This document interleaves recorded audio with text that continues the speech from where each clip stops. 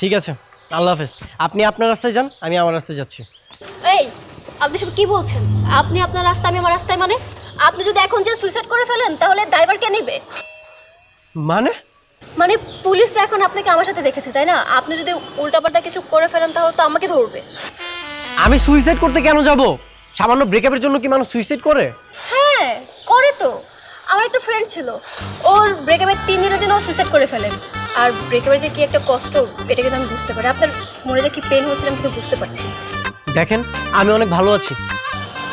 আপনি বলছেন আপনি ভালো আছেন, কিন্তু আপনার চোখ কি বলছে জানেন?